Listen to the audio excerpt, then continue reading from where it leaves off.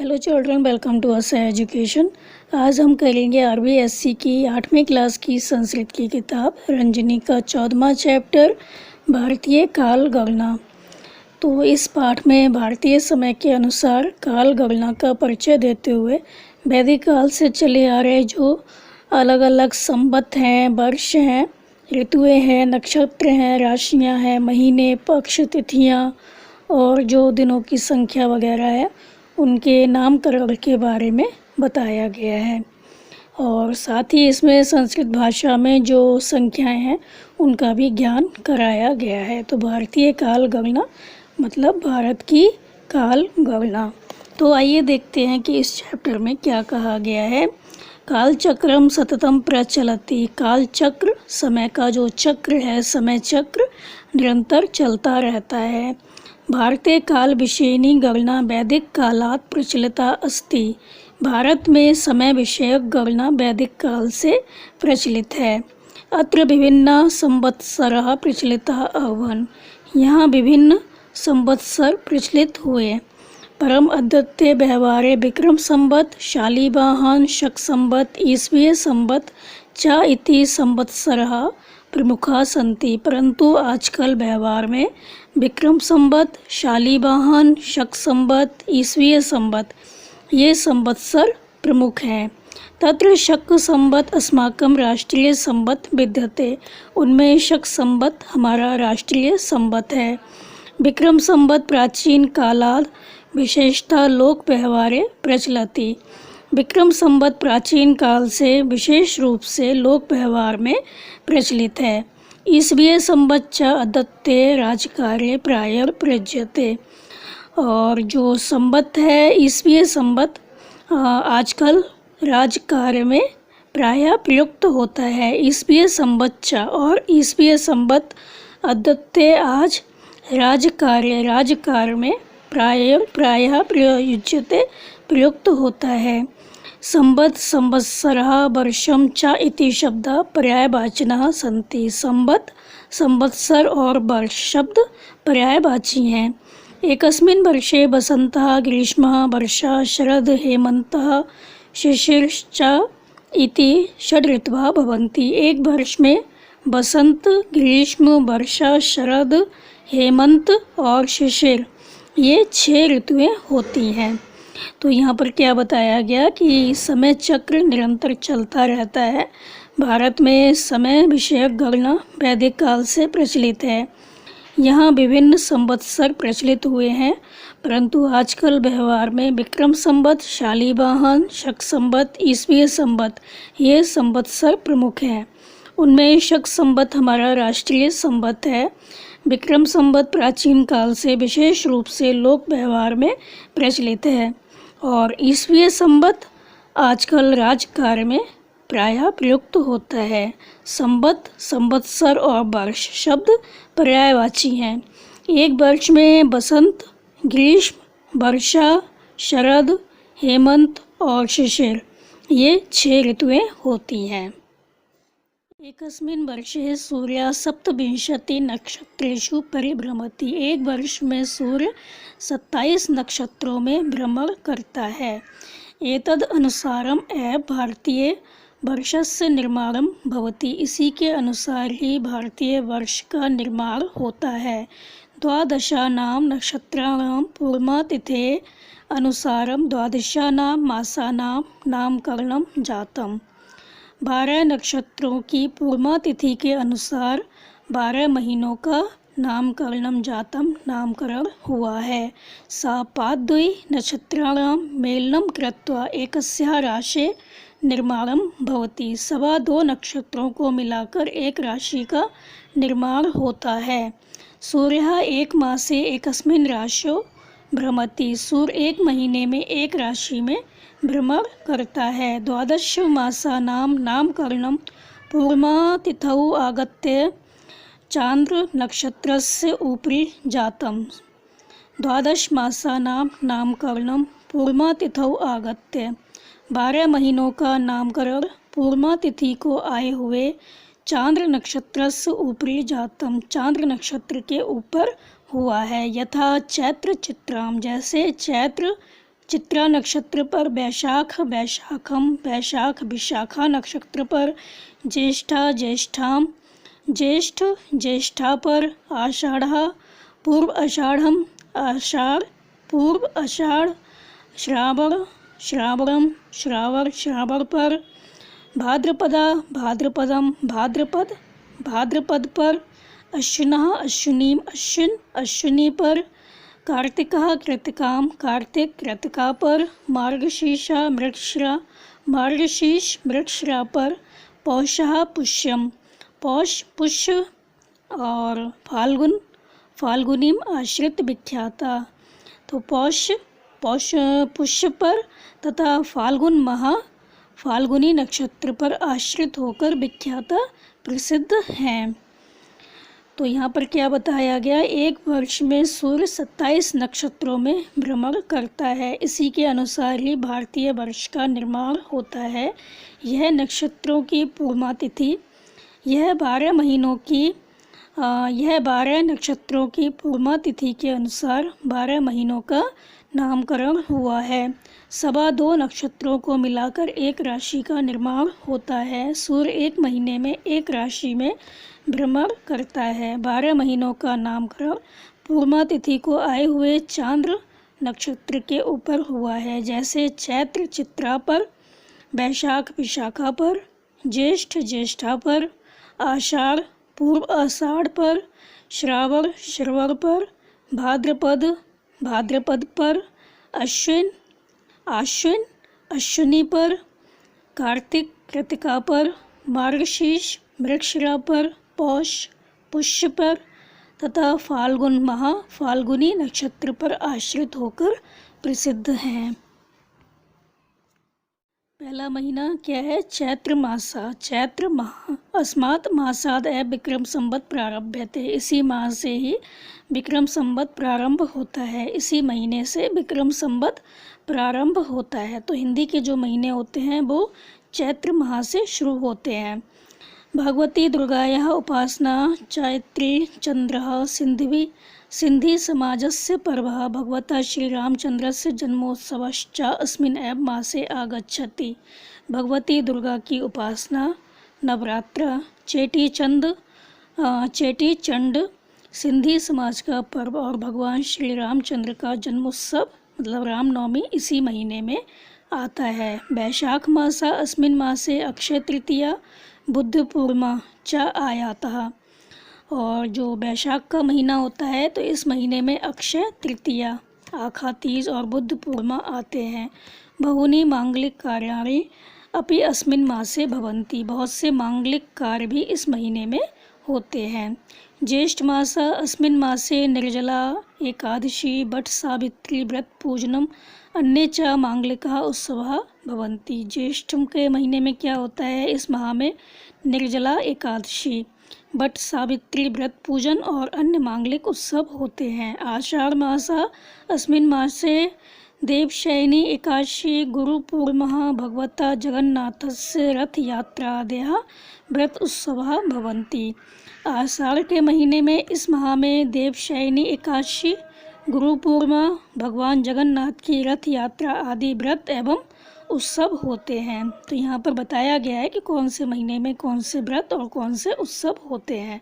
तो चैत्र के महीने में इसी माह से ही विक्रम संवत प्रारंभ होता है। भगवती दुर्गा की उपासना, नवरात्र, चेटी चंड सिंधी समाज का पर्व है और भगवान श्री रामचंद्र का जन्मोत्सव रामनवमी इसी महीने में आता है। वैशाख माह, इस महीने में अक्षय तृतीया, आखा तीज और बुद्ध पूर्णिमा आते हैं। बहुत से मांगलिक कार्य भी इसी महीने में होते हैं।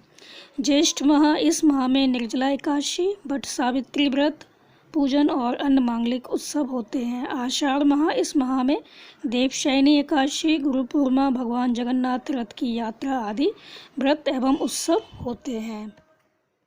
फिर आता है श्रावण मास, सावन का महीना। तो अस्मिन् मासे बहूनि धार्मिक पर्वाणि तथा यथा हरियाली अमावस्या, श्रावणी तृतीया, श्रावणी कर्म, रक्षाबंधनम च आयोज्यन्ते। तो जो सावन का महीना होता है उस महीने में क्या होता है, इस माह में अस्मिन् मासे, इस महीने में, इस मास में बहूनि धार्मिक पर्वाणि, बहुत से धार्मिक पर्व यथा जैसे कि हरियाली अमावस्या, श्रावणी तृतीया और श्रावणी कर्म और क्या है, रक्षाबंधन आयोज्यन्ते, रक्षाबंधन का आयोजन होता है। तो इस महीने में बहुत से पर्व जैसे हरियाली अमावस्या, श्रावणी तृतीया, श्रावणी कर्म और रक्षाबंधन का उत्सव होता है। अब है भाद्रपद मासः, भाद्रपद का महीना, अस्मिन् मासे भगवता श्री कृष्णस्य जन्म उत्सव पर्वणः वत्स द्वादश्यः ऋषि पंचमयः गणेशोत्सवस्य अनंत चतुर्दश्यः आयोजनम भवति। तो भाद्रपद मासा, भाद्रपद महीने में, इस माह में भगवान श्री कृष्ण का जन्मोत्सव और वत्स द्वादशी, ऋषि पंचमया, ऋषि पंचमी और गणेश उत्सव तथा अनंत चतुर्दशी का आयोजनम भवति, आयोजन होता है। अब है आश्विन मास, आश्विन महीना, अस्य मासस्य प्रथम पक्षे तर्पणादिकृत्यं भवति। इस माह के प्रथम पक्ष में पितरों का तर्पण मतलब श्राद्ध पक्ष जो होता है, श्राद्ध होते हैं जो हमारे बुजुर्ग होते हैं, जो हमारे पूर्वज होते हैं, जो गुजर चुके होते हैं, जिनकी मृत्यु हो गई होती है, उनका इस महीने में श्राद्ध होता है आश्विन मास में। तो अस्य मासस्य प्रथम पक्षे तर्पण आदि कृत्यम भवति। इस माह के प्रथम पक्ष में पितरों का तर्पण आदि कार्य होता है। द्वितीय पक्षे च दुर्गा देव्या पूजा सर्वत्र भवति, और दूसरे पक्ष में दुर्गा देवी की पूजा नवरात्रा सब जगह होती है, जो नवरात्रि होते हैं। क्षत्रियाणां शास्त्रादि पूजनार्थम विजयादशमी पर्व शरद पूर्णिमा अपि अस्मिन् मासे भवति। क्षत्रियों के शस्त्र आदि पूजन के लिए विजयदशमी, दशहरा पर्व तथा शरद पूर्णिमा भी इस माह में होती है। तो क्षत्रियाणां शस्त्र आदि पूजनार्थम, क्षत्रियों के शस्त्र आदि के पूजन के लिए विजयदशमी पर्व तथा शरद पूर्णिमा अपि अस्मिन् मासे भवति, तथा शरद पूर्णिमा भी इस महीने में होती है।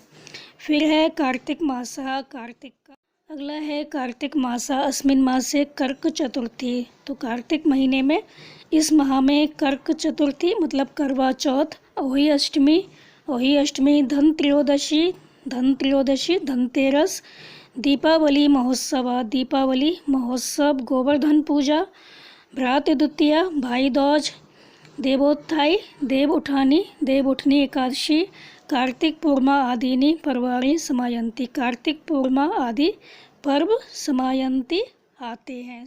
यहाँ पर बताया गया कि कौन से महीने में कौन से पर्व आते हैं। तो पहला क्या बताया गया, 5वें महीने में श्रावण का जो महीना होता है, सावन का महीना होता है, इस माह में बहुत से धार्मिक पर्व आयोजित होते हैं, जैसे हरियाली अमावस्या, श्रावणी तृतीया, श्रावणी कर्म और रक्षाबंधन।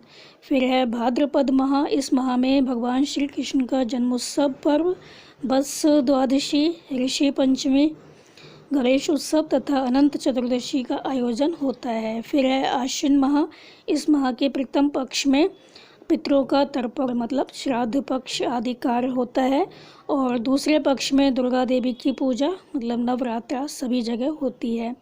क्षत्रियों के शस्त्र आदि पूजन के लिए विजयदशमी पर्व तथा शरद पूर्णिमा भी इस माह में होती है। फिर है कार्तिक माह, इस माह में कर्क चतुर्दशी मतलब करवा चौथ, अहोई अष्टमी, धन त्रयोदशी, धनतेरस, दीपावली महोत्सव, गोवर्धन पूजा, भाई दूज, देवउठनी एकादशी, कार्तिक पूर्णिमा आदि पर्व होते हैं, कार्तिक पूर्णिमा आदि पर्व आते हैं। फिर आगे बताया गया नवा महीना मार्गशीर्ष माह, अस्मिन् मासे मोक्षप्रदा एकादशी व्रतम आयाति। इस माह में मोक्षप्रदा एकादशी का व्रत आता है। पौष मासः, पौष का महीना, अस्मिन् मासे पुत्रदा एकादशी, मकर संक्रांति, केरल आदि प्रदेशस्य पोंगल इत्यादीनि पर्वाणि च भवन्ति। पौष के महीने में क्या होता है, इस माह में पुत्रदा एकादशी, मकर संक्रांति, केरल आदि प्रदेश का पोंगल आदि पर्व होते हैं। फिर है माघ मास, अस्मिन् मासे बसंत पंचम्यां तिथौ विद्या देव्या सरस्वत्याः पूजनम, महाकवि माघस्य जयंती, माघ पूर्णिमा च भवन्ति। तो माघ के महीने में अस्मिन मासे, इस माह में बसंत पंचमी तिथि को विद्या की देवी सरस्वती का पूजन, महाकवि माघ की जयंती और माघ पूर्णिमा होते हैं। फिर है फागुन मासा, फागुन का महीना, अस्मिन मासे होलिका दहनम, इस माह में होलिका दहन, धूलिबंधनम, धुलंडी और संबत अप्सरापसानम च भवती, और संबत का वर्ष का समापन होता है। तो यहाँ तक क्या बताया गया कि मार्गशीर्ष माह, इस माह में मोक्षप्रदा एकादशी का व्रत आता है। पौष माह, इस माह में पुत्रदा एकादशी, मकर संक्रांति, केरल आदि प्रदेश का पोंगल आदि पर्व होते हैं। माघ माह, इस माह में बसंत पंचमी तिथि को विद्या की देवी सरस्वती का पूजन, महाकवि माघ की जयंती और माघ पूर्णिमा होते हैं। फागुन माह, इस माह में होलिका दहन, धुलंडी और वर्ष का समापन होता है, संबत का समापन होता है। आगे है एकस्मिन् मासे त्रिंशद दिवसः द्वौ पक्षौ च भवता, एकस्मिन् मासे, एक माह में त्रिंशद दिवसः 30 दिन और द्वौ पक्षौ च भवता, और 2 पक्ष होते हैं, शुक्ला कृष्णश्च, शुक्ल पक्ष और कृष्ण पक्ष। तत्र प्रत्येकम पक्षे 15 तिथयो भवन्ति, उनमें प्रत्येक पक्ष में 15 तिथियां होती हैं, शुक्ल पक्ष में 15 और कृष्ण पक्ष में 15। तत्र शुक्ल पक्षान्ते पूर्णिमा, कृष्ण पक्षान्ते च अमावस्या भवति, उनमें शुक्ल पक्ष के अंत में पूर्णिमा और कृष्ण पक्ष के अंत में अमावस्या होती है। तिथि नाम नामानि एव बोध्यानि, प्रतिपदा, द्वितीया, तृतीया, चतुर्थी, पंचमी, षष्ठी, सप्तमी, अष्टमी, नवमी, दशमी, एकादशी, द्वादशी, त्रयोदशी, चतुर्दशी, पूर्णिमा, अमावस्या च इति। तिथियों के नाम इस प्रकार से जानने चाहिए: प्रतिपदा, द्वितीया, तृतीया, चतुर्थी, पंचमी, षष्ठी, सप्तमी, अष्टमी, नवमी, दशमी, एकादशी, द्वादशी, त्रयोदशी, चतुर्दशी, पूर्णिमा और अमावस्या। एवं बृहस्पतिम आश्रित्य षष्ठी संवत्सराणां चक्रः प्रवर्तते। एवं बृहस्पतिम आश्रित, इस प्रकार बृहस्पति पर आश्रित होकर 60 संवत्सरों का चक्र चलता है। एवं बृहस्पति में आश्रित, इस प्रकार बृहस्पति पर आश्रित होकर षष्ठी 60 संवत्सराणां चक्र प्रवर्तते, 60 संवत्सरों का चक्र प्रवर्तते चलता है। चतुर्युगा नाम का महायुगा भवति, 4 युगों का एक महायुग होता है। चतुर्युगा नाम एकः महायुगा भवति, 4 युगों का एक महायुग होता है। द्विसप्तति महायुगा नाम एकः मन्वन्तरः भवति, 72 महायुगों का एक मन्वन्तर होता है। अधुना व्यवस्थ मन्वन्तरस्य 28तमो महायुगो प्रचलति, इस समय व्यवस्थवत मन्वन्तर का 28वां महायुग चल रहा है। तो अधुना इस समय व्यवस्थित मन्वन्तरस्य, मन्वन्तर का 28वां महायुगो प्रचलति, महायुग चल रहा है। तो यहाँ पर क्या बताया गया, एक माह में 30 दिन और 2 पक्ष होते हैं, शुक्ल पक्ष और कृष्ण पक्ष। उनमें प्रत्येक पक्ष में 15 तिथियां होती हैं, कृष्ण पक्ष में 15 और शुक्ल पक्ष में 15। तो उनमें शुक्ल पक्ष के अंत में होता है पूर्णिमा, तो उनमें शुक्ल पक्ष के अंत में पूर्णिमा और कृष्ण पक्ष के अंत में अमावस्या होती है। तिथियों के नाम इस प्रकार से जानने चाहिए: प्रतिपदा, द्वितीया, तृतीया, चतुर्थी, पंचमी, षष्ठी, सप्तमी, अष्टमी, नवमी, दशमी, एकादशी, द्वादशी, त्रयोदशी, चतुर्दशी, पूर्णिमा और अमावस्या। इस प्रकार बृहस्पति पर आश्रित होकर 60 संवत्सरों का चक्र चलता है। 4 युगों का एक महायुग होता है, 72 महायुगों का एक मनवंतर होता है। इस समय व्यवस्थवत मनवंतर का 28वां महायुग चल रहा है। तो बच्चों, यहाँ पर हमारा जो चैप्टर है वो ख़त्म हो गया। तो इस चैप्टर में बताया गया है कि हिंदी महीनों के कौन से नाम होते हैं, कौन सी तिथियाँ होती हैं, कौन से महीने में कौन से त्यौहार होते हैं। तो आप इसको अच्छे से समझ कर याद कर लीजिए। हालांकि चैप्टर कुछ कठिन है, फिर भी आप इसको समझिए और याद करिए। और हमारे चैनल असाई एजुकेशन को लाइक कीजिए, सब्सक्राइब कीजिए और शेयर करना मत भूलिए। Thank you.